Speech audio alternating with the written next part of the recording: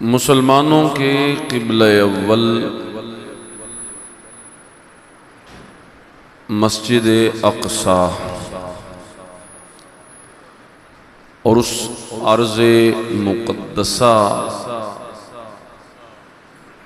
جسے فلسطین شام کہا جاتا ہے،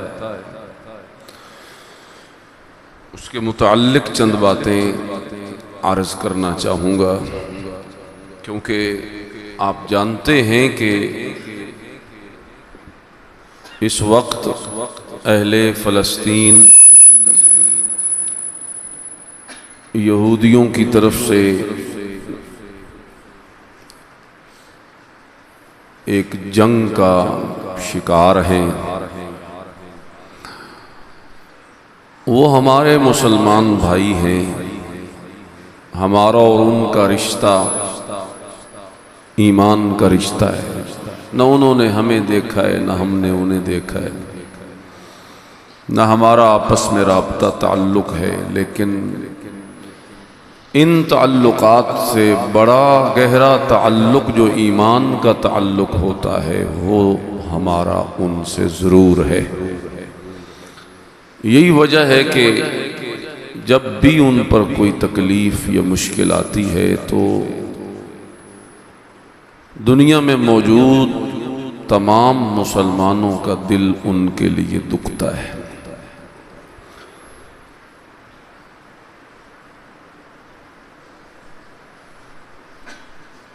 میں اس گفتگو کو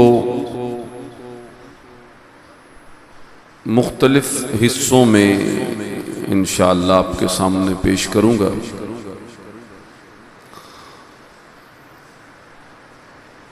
سب سے پہلی بات جو میں آپ سے کرنا چاہتا ہوں وہ ہے اس زمین سے متعلق ارض فلسطین،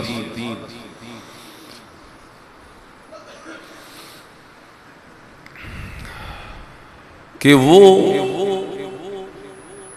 زمین اور زمین کا وہ ٹکڑا، اس کی تاریخی حیثیت کیا ہے، اس کا تاریخی پس منظر کیا ہے، تو اس کے تاریخی پس منظر کے لیے ہمیں کوئی کتاب اٹھانے کی ضرورت نہیں۔ یہ وہ مقدس سرزمین ہے کہ اللہ نے قرآن مجید میں کئی جگہ پر اس کا تذکرہ کیا ہے، کئی جگہ۔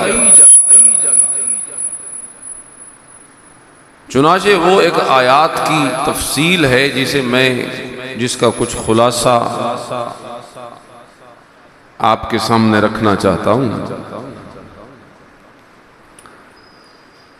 جس میں سے سب سے پہلے وہ 5 آیتیں ہیں جن میں اللہ نے اس سرزمین کو بابرکت سرزمین کہا ہے۔ حنان پانی تو دے ایک گلاس ہے۔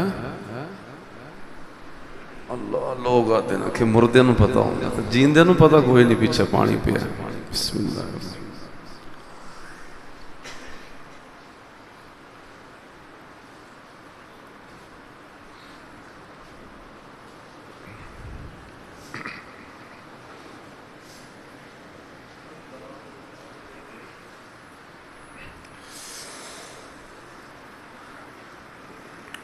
تو سرزمین فلسطین قرآن مجید میں اللہ نے 5 مختلف جگہوں پر اسے بابرکت زمین قرار دیا ہے۔ پہلی آیت سورہ بنی اسرائیل کی پہلی آیت 15واں پارہ، سبحان الذی اسرا بعبدہ لیلا ليلا من المسجد الحرام إلى المسجد الأقصى إلى المسجد الأقصى الذي باركنا حوله. معراج کا ذکر اللہ نے یہاں پہ کیا. پاک ہے وہ ذات جو لے گئی اپنے بندے کو مسجد حرام سے مسجد اقصی تک. کون سی مسجد اقصی؟ کون سی سرزمین؟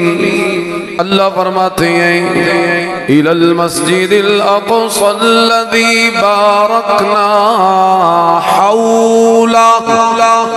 یہ مسجد اقصی یہ وہ سرزمین ہے اور زمین کا وہ ٹکڑا ہے جس زمین کے ٹکڑے کے اردا گرد ہم نے برکتوں کو رکھا ہے. برکتوں کو ہم نے نازل کیا اس سرزمین پر. اس میں کس کو شک ہے کہ یہ سرزمین یہ انبیاء کی سرزمین ہے؟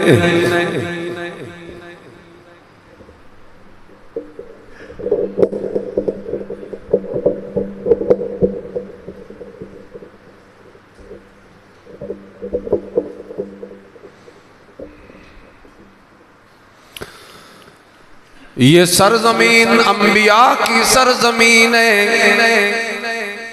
اللہ نے یہاں 20 انبیاء بھیجے. کئی ایسے نبی ہیں جن کی ولادت بھی اسی سرزمین پہ ہوئی. کئی ایسے نبی ہیں جو اسی سرزمین میں بڑے پلے. اسی سرزمین میں انہیں نبوت دی گئی. یہ انبیاء کے بابرکت وجود کی وجہ سے بابرکت زمین ہے. ایک تو یہ برکت ہے کہ یہ نبیوں کی سرزمین ہے اور نبیوں کے بابرکت وجود اس میں آج بھی موجود ہے. چنانچہ اسی مسجد اقصی کے قریب ایک سرخ رنگ کا ٹیلہ ہے. جس سرخ رنگ کے ٹیلے کے پاس موسیٰ علیہ السلام کی قبر ہے. جناب سیدنا کلیم اللہ موسیٰ علیہ السلام ان کی قبر مبارک وہ مسجد اقصی کے ساتھ ہی ہے. صرف وہی نہیں اور بھی بڑے بڑے انبیاء کرام علیہم السلام اس سرزمین کے اندر رہے. جناب داؤد علیہ السلام کا معبد خانہ بھی اسی سرزمین میں. جناب سیدنا سلیمان علیہ السلام کی شاہی اور ملک جو ہے وہ بھی اسی سرزمین میں. جناب ابراہیم اور جناب لوط علیہ السلام یہ چچا بھتیجا جو دو نبی ہیں ان دونوں نبیوں کی ہجرت والی سرزمین بھی یہی سرزمین ہے. جناب سیدنا عیسیٰ علیہ السلام کا مسکن بھی یہی سرزمین ہے. جناب سیدنا موسیٰ علیہ السلام انہوں نے بھی اسی سرزمین کی طرف ہجرت فرمائی. اپنی قوم کو اس سرزمین میں داخلے کے لیے حکم دیا. اللہ کا قرآن اس کا ذکر کرتا ہے کہ جناب موسیٰ علیہ السلام نے بھی اپنی قوم کو کہا تھا یا قوم ادخلوا الارض المقدسة التي كتب الله لكم ولا ترتدوا على ادبارهم فتنقلبوا خاسرين.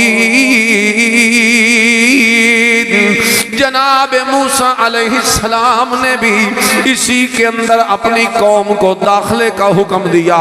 یہ وہ تاریخی سرزمین ہے جو برکتوں کا مرکز ہے.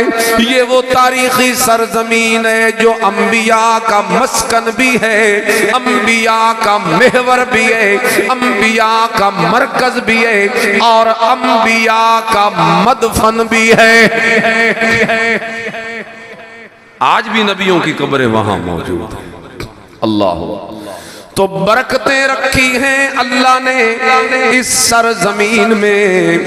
یہ پہلی آیت ہے جس میں اللہ نے اس کے اردا گرد برکتوں کا ذکر فرمایا۔ دوسری آیت سورہ اعراف کی 137 نمبر آیت، وَأَوْرَثْنَا الْقَوْمَ الَّذِينَ كَانُوا يُسْتَضْعَفُونَ مَشَارِقَ الْأَرْضِ وَمَغَارِبَهَا الَّتِي بَارَكْنَا فِيهَا۔ اس آیت میں بھی اللہ تعالیٰ نے اس زمین کی برکت کا ذکر کیا ہے۔ اللہ تبارک و تعالیٰ فرماتے ہیں کہ جن لوگوں کو کمزور سمجھا جاتا تھا ہم نے انہی کو وارث بنا دیا اس سرزمین کے مشرق اور مغرب کا، اور یہ وہ سرزمین ہے بارکنا فیہا جس میں ہم نے برکتوں کو رکھا ہے۔ تیسری آیت سورہ انبیاء کی آیت نمبر 71، وَنَجَّيْنَاهُ وَلُوطًا إِلَى الْأَرْضِ الَّتِي بَارَكْنَا فِيهَا لِلْعَالَمِينَ۔ ہم نے ابراہیم علیہ السلام اور جناب لوط علیہ السلام کو ان کی قوموں سے نجات دے کر ہجرت کے لیے حکم بھی اسی سرزمین کا دیا، اور ان کے لیے ٹھکانہ بھی اسی سرزمین کو بنایا۔ کون سی سرزمین؟ فرمایا بارکنا فیہا جس میں ہم نے برکتوں کو رکھا تھا۔ تین آیتیں، اور چوتھی آیت وَلِسُلَيْمَانَ الرِّيحَ عَاصِفَةً تَجْرِي بِأَمْرِهِ إِلَى الْأَرْضِ الَّتِي بَارَكْنَا فِيهَا وَكُنَّا بِكُلِّ شَيْءٍ عَالِمِينَ۔ سورۃ الانبیاء آیت نمبر 81، اللہ فرماتے ہیں میرا ایک نبی تھا بادشاہ نبی سلیمان علیہ السلام، جس کے نیچے ہوا بھی تابع تھی، ہوا ان کے حکم پہ چلتی رہتی تھی۔ فرمایا ہم نے اس ہوا کو تابع کیا تھا تو وہ ہوا اسی سرزمین کی طرف چلتی تھی۔ جو ہوا ان کے حکم کے تابع ہو کے چلتی تھی وہ کہاں چلتی تھی؟ اسی سرزمین کی طرف چلتی تھی، اسی سرزمین کی طرف چلتی تھی۔ کون سی سرزمین؟ پھر فرمایا بارکنا فیہا وہی جس میں ہم نے برکتیں رکھی ہیں۔ چار آیتیں، اور پانچویں آیت وَجَعَلْنَا بَيْنَهُمْ وَبَيْنَ الْقُرَى الَّتِي بَارَكْنَا فِيهَا قُرًى ظَاهِرًا وَقَدَّرْنَا فِيهَا السَّيْرَ سِيرُوا فِيهَا لَيَالِيَ وَأَيَّامًا آمِنِينَ۔ قوم سبا کا ذکر کرتے ہوئے بھی اللہ تعالیٰ ان کے اوپر اپنی نعمتوں کا جب ذکر کرتا ہے تو اللہ فرماتے ہیں ہم نے ان سبائیوں اور ان کی بستیوں کے درمیان اللہ اور ان بستیوں کے درمیان کون سی بستیاں؟ فرمایا جس میں ہم نے برکتیں نازل کی ہیں، ایسی بستیاں رکھی تھی جو دور سے نظر آتی تھی۔ یعنی ایک محل وقوع بتایا اس ملک سبا کا کہ سبا کا علاقہ کہاں موجود تھا، تو جو اس کا محل وقوع بتایا نا تو اس کی ایک طرف یہی سرزمین بتائی کہ اس سائیڈ پہ ایک سائیڈ پہ یہ سرزمین تھی، اور کون سی سرزمین؟ بارکنا فیہا جس میں ہم نے برکتیں رکھی۔ تو یہ 5 آیتیں قرآن کی بتاتی ہیں کہ فلسطین کی زمین وہ ہے جس زمین میں اللہ نے کیا رکھی ہے؟ کیڑی سے رکھی؟ برکت۔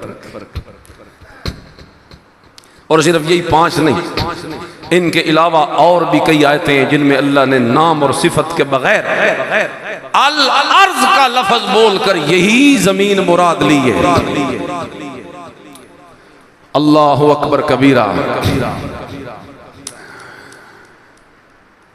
جس طرح موسیٰ علیہ السلام نے اپنی قوم کو کہا تھا کہ داخل ہو جو مقدس سرزمین میں، یا قوم ادخلوا الارض المقدسة التي كتب اللہ لکم، ارض مقدس بھی اسی سرزمین کو کہا سورہ مائدہ۔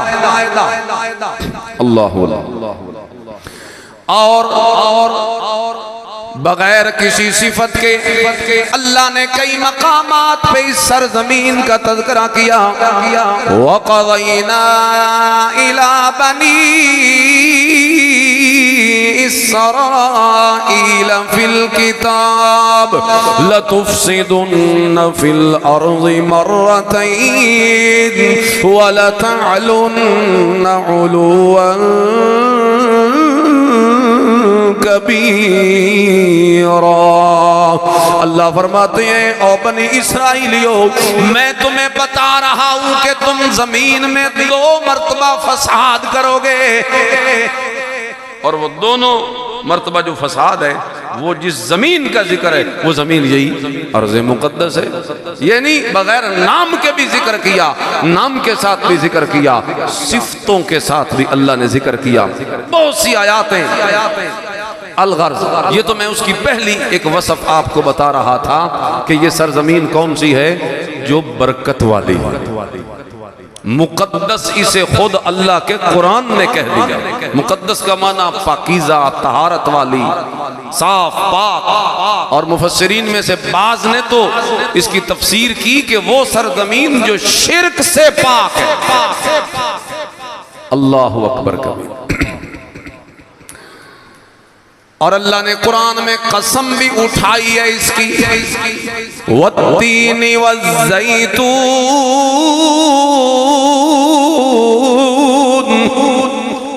مجھے تین کی، انجیر کی قسم، والزیتون، اور مجھے زیتون کی قسم۔ یہ 2 پھل ہیں۔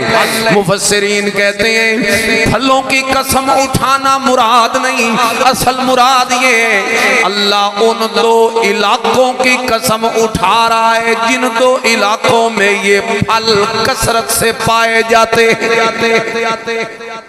تو اصل مقصد قسم اٹھانا پھل نہیں، اس زمین کی قسم اٹھانا مقصد ہے جس زمین میں کثرت سے یہ پھل اگتے ہیں۔ تو والتین، انجیر کی قسم۔ ساری دنیا میں سب سے زیادہ انجیر فلسطین میں ہوتی ہے، اس زمین میں ہوتی ہے، ارض مقدسہ میں ہوتی ہے۔ تو والتین کہہ کر اللہ نے ارض فلسطین کی قسم اٹھائی ہے اپنے قرآن۔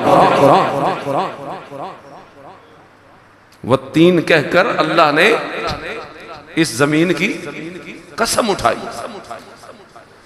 مسجد اقصیٰ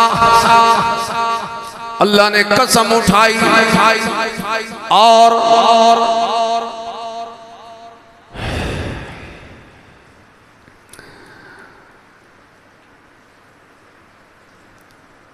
یہ تو ہو گیا نا پورا علاقہ، پھر وہ خاص فلسطین، پھر اللہ نے اس کے بعض علاقوں کا بھی قرآن میں ذکر کیا ہے۔ چنانچہ وَجَعَلْنَا ابْنَ مَرْيَمَ وَأُمَّهُ آيَةً وَآوَيْنَاهُمَا إِلَىٰ رَبْوَةٍ ذَاتِ قَرَارٍ وَمَعِينٍ۔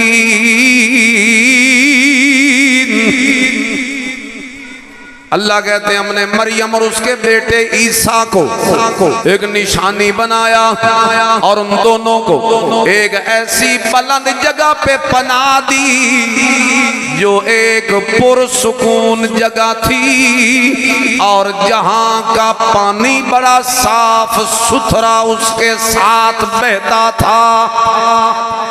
ربوہ اس سرزمین کو کہتے ہیں جو سرسبز و شاداب ہو اور اس کے ساتھ کیا بہتا ہو؟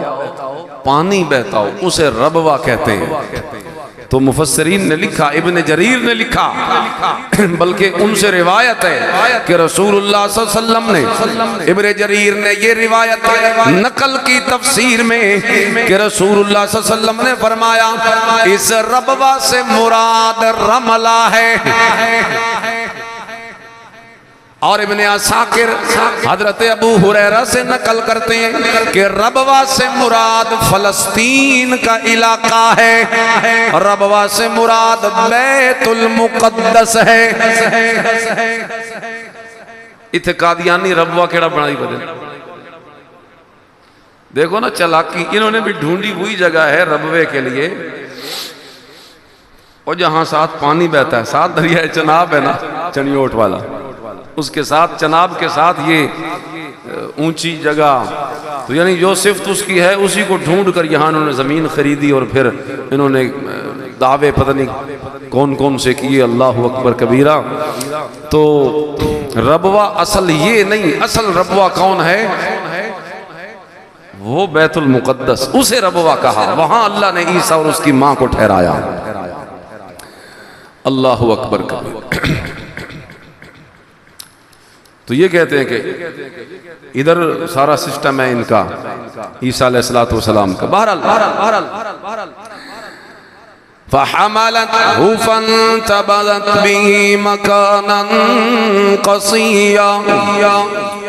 اللہ نے حضرت مریم کا ذکر کیا، جب وہ حاملہ ہو گئی اور الگ ہو گئی اپنے لوگوں سے، ان کا حمل بھی اللہ کی قدرت کی نشانی تھی۔ جبریل نے آ کر ان کے سینے میں پھونک مارا، پہلے تو وہ گھبرا گئی کہ کون ہے میرے سامنے آنے والا، لیکن جس وقت اس نے کہا انما انا رسول ربک لأہب لک غلاما زکیہ، تو گھبرا نہیں، میں اللہ کی طرف سے آنے والا ایک فرشتہ ہوں، اللہ نے مجھے اس لیے بھیجا ہے کہ میں دوں تجھے ایک ستھرا سا لڑکا۔ یعنی حضرت مریم غسل فرما رہی، حضرت عیسیٰ کی والدہ، اور اوپر سے اچانک جو ہے وہ پردے میں ہے، اور جبریل آ گیا، اور جبریل نے کہا میں تجھے بیٹا دینے کے لیے آیا ہوں۔ مفسرین کہتے ہیں یہ جو قرآن کہتا ہے کہ جب حمل ہو گیا، رک کے میں ایک بات کرنا چاہتا ہوں، لوگ کہتے ہیں جبریل نے کہا لے آہابا لکے غلاما زکیہ، مریم گھبرا نہیں، میں اس لیے آیا ہوں تاکہ تجھے دوں ایک ستھرا سا بیٹا۔ لوگ کہتے ہیں جب جبریل کہہ رہا ہے کہ میں تجھے بیٹا دینے آیا ہوں، تو جب جبریل دے سکتا ہے بیٹا تو نبی ولی نہیں دے سکتے، نبی کا شان تو جبریل سے زیادہ ہے۔ تو جب جبریل کہہ رہا ہے کہ میں تجھے بیٹا دینے کے لیے آیا ہوں تو انبیاء اولیاء نہیں دے سکتے۔ یہ لوگوں نے دلیل پکڑی یہاں سے، حالانکہ اگر تھوڑا سا آگے پڑھ لیتے تو جواب تو اسی جگہ پہ کھڑا ہے، جواب تو اسی آیت میں کھڑا ہے۔ جب بھی کوئی بندہ قرآن کی آیت یا حدیث پڑھ کر دھوکہ دینے لگے نا تو گھبرانے کی ضرورت نہیں ہوتی، جواب اسی کے اندر کھڑا ہوتا ہے۔ بس وہ دغا کرتا ہے بندہ، فراڈ دھوکہ کرتا ہے کہ مطلب کی بات لے لیتا ہے اور باقی چھوڑ دیتا ہے، حالانکہ یا آگے پڑھو یا پیچھے پڑھو تو جواب وہیں کہیں کھڑا ہوتا ہے۔ یہ تو نہیں نا کہ اللہ کے قرآن سے ہی کوئی معاذ اللہ شرک ثابت ہے، شرک قرآن تو شرک کی جڑیں اکھیڑتا ہے۔ جس وقت کہا لِأَهَبَ لَكِ غُلَامًا زَكِيًّا، میں دینے آیا ہوں تجھے ایک ستھرا سا بیٹا، اس وقت وہ کہنے لگی کیسے ہوگا میرا بیٹا، نہ میں نے شادی کی اور نہ میرا کسی سے کوئی ناجائز تعلق ہے، کیسے ہوگا یہ بیٹا؟ آگے سے جبریل کہتا قال کذالک،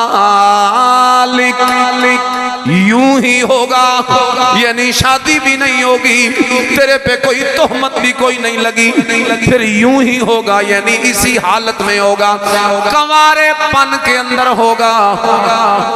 وہ کہتی ہے ہائے میرے اللہ، یا لیتنی مت قبل ھذا وکنت نسیا منسیا، اے کاش میں اس سے پہلے مر گئی ہوتی، مجھے یہ دن بھی دیکھنا نہ پڑتا، لوگوں نے بھلا مجھے کب چھوڑنا ہے، لوگوں لوگوں نے تو میرے اوپر بدکاری کی تہمت لگا دینی ہے، جب لوگوں کو میرے حمل اور میرے بچے کا پتہ چلنا ہے۔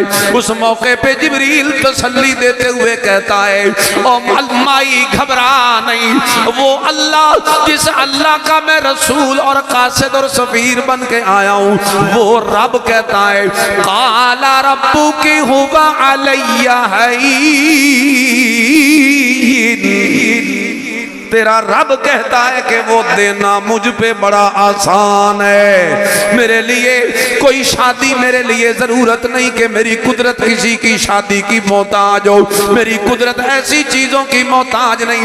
اگر میں زکریا پیغمبر کو بڑھاپے میں دے سکتا ہوں تو پھر یہاں پہ بھی دے سکتا ہوں۔ لہذا اس موقع پہ جبریل علیہ السلام نے وضاحت کر دی کہ دیونا میں نہیں کہ تو گھبرا گئی ہے، دینا اسی نے ہے، انما انا رسول ربی کا، ربی کی دینا اسی نے ہے جس کا میں قاصد اور سفیر بن کے آیا ہوں، اور وہ دینے والا ربک میں نہیں تیرا رب ہوگا۔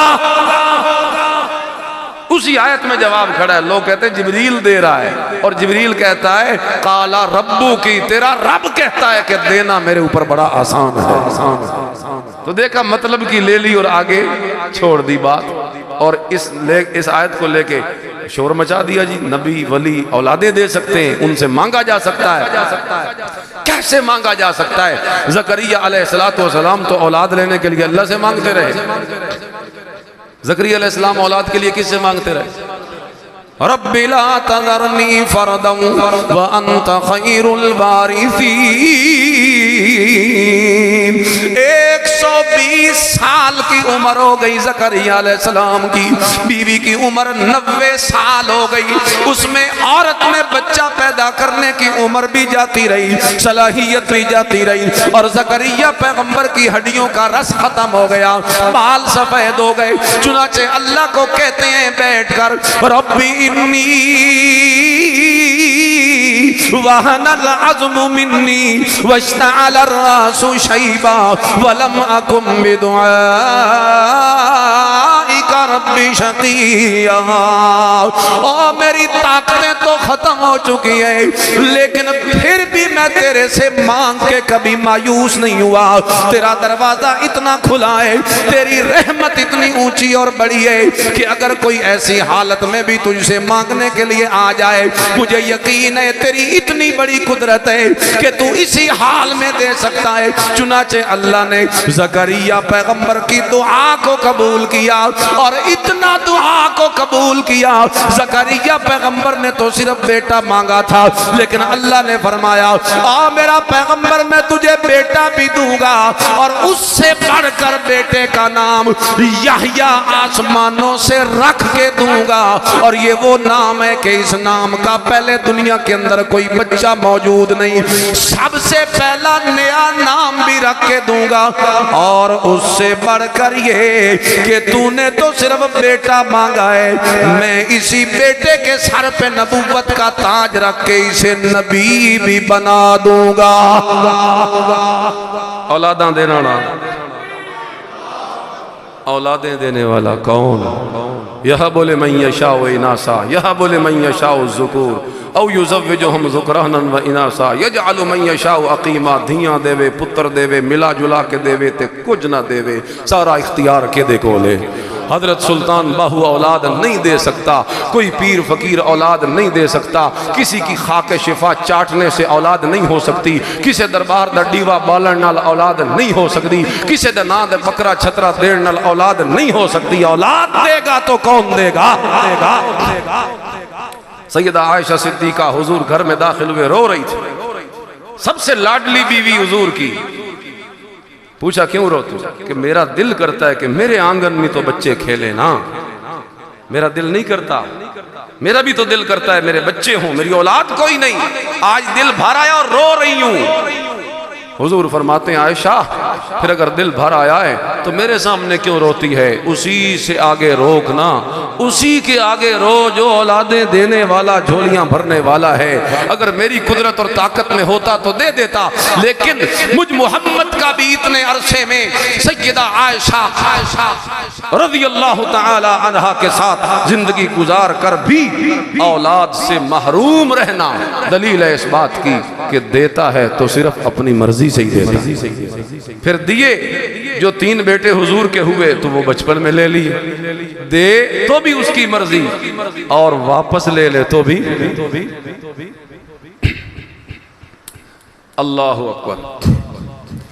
تو عرض کیا، میں یہی عرض کر رہا ہوں کہ سیدہ مریم اب حمل ہو گیا، جب حمل ہو گیا نا تو جب وقت ولادت قریب آیا تو قرآن کہتا ہے فَحَمَلَتْهُ فَانْتَبَذَتْ بِهِ مَكَانًا قَصِيًّا۔ جب وہ حاملہ ہو گئیں اور حاملہ ہونے کے بعد الگ ہو گئیں لوگوں سے اور ایک دور جگہ میں نکل گئیں، بچہ جننے کے لیے ایک دور جگہ میں نکل گئیں۔ مفسرین کہتے ہیں حالت حمل میں حضرت مریم دور چلی گئیں، اور ابن عباس کہتے ہیں یہ جو دور گئیں یہ وادی اقصی تک گئی تھی، بیت اللحم، یہی بیت المقدس، یعنی اس ایریا اور اس علاقے کے قریب آئیں۔ یہ وہ جگہ ہے جو عیسیٰ علیہ السلام کا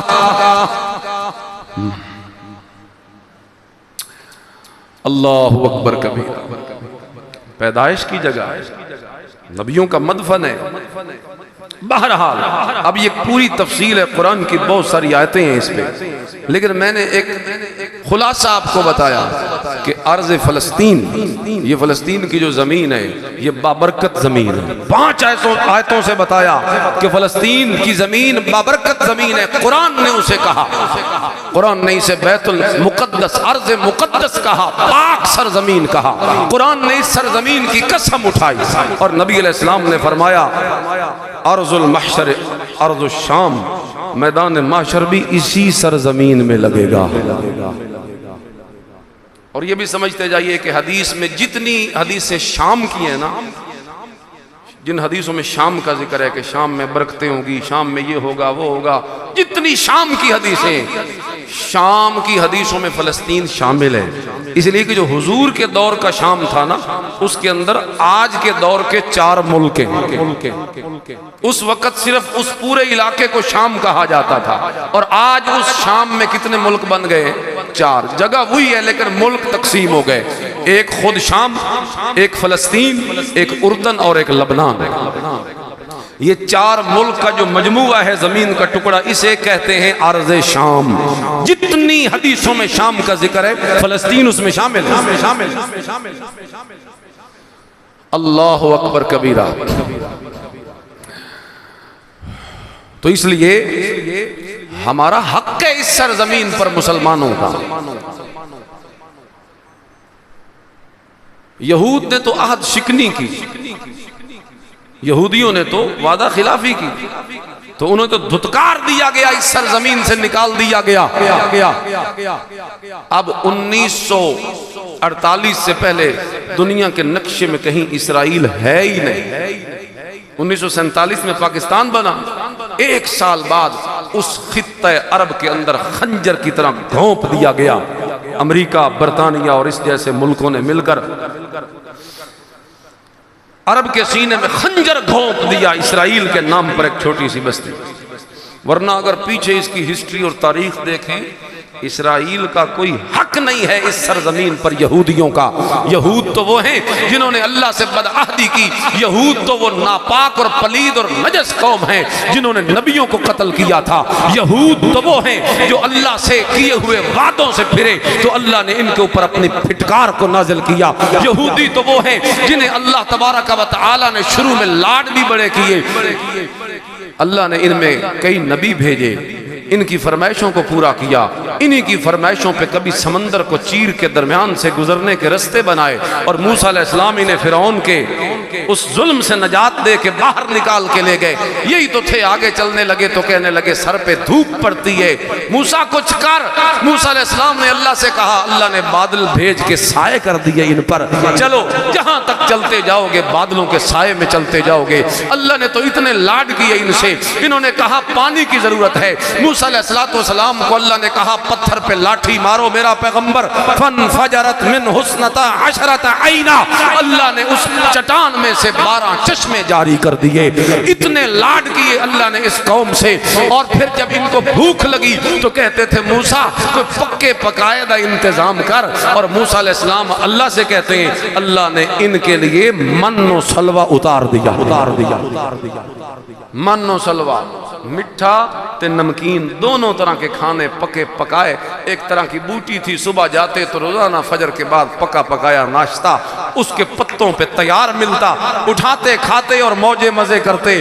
اتنے لاڈ جس قوم سے اللہ نے کیے تھے، لیکن یہ وہی بدبخت تھے کہ پھر بھی انہوں نے موسیٰ علیہ السلام کے احسانوں کا بدلہ کس طرح بھلا چکایا۔ موسیٰ علیہ السلام اوپر اللہ سے کتاب لینے گئے، تورات پہاڑ پر، کوہ طور پر وہ کتاب لینے گئے، اور پیچھے سے انہوں نے بچڑے کو معبود بنا دیا۔ انہوں نے کتنی بدعہدی کی کہ نبیوں کو قتل کرنے لگے۔ یہ وہ بدبخت قوم ہے کہ آخرکار اللہ نے ان پہ ذلت کو مسلط کر دیا، اور قرآن کہتا ہے تم دنیا میں جہاں کہیں بھی رہو گے ذلیل ہو کے رہو گے۔ یہ آج بھی ظاہراً تو اسرائیل ہے، ظاہراً تو پاور ہے، ظاہراً تو قوت ہے، ظاہراً تو طاقت ہے، لیکن یہ اپنے بل بوتے پہ کوئی نہیں، الا بحبل من اللہ وحبل من الناس۔ قرآن کہتا ہے ویسے تو ذلیل رہو گے، ہاں اس کی 2 صورتیں ہیں کہ کہیں اللہ خود تمہیں اپنی حفاظت میں لے لے، یا پھر کوئی قوم تمہیں اپنی حفاظت میں لے لے۔ تو پھر اس صورت میں ہے کہ تمہاری کوئی تھوڑی دنیا کے اندر عزت یا ٹھکانہ یا وقار بنے۔ آج امریکہ کے بل بوتے پہ اسرائیل بیٹھا ہے، چنانچہ جو ہی ان فلسطین کے مجاہدوں نے حملہ کیا، امریکہ فوری طور پہ حرکت میں آ گیا، اور اس نے اپنے بحری بیڑے اور سب کچھ جناب بھیج دیا۔ لیکن دوسری طرف مسلمان ہیں کہ جو اپنی مقدس سرزمین کے لیے کوئی، وہ 57 اسلامی ممالک کی جو افواج ہیں وہ سارے مل کے بیٹھ کے بددعائیں کر رہے ہیں اسرائیل کے خلاف، لیکن اپنی فوج بھیج کر یا اپنا اسلحہ بھیج کر ہیں، کوئی بھی آگے بڑھ کے ان مظلوموں کو چھڑانے والا نہیں۔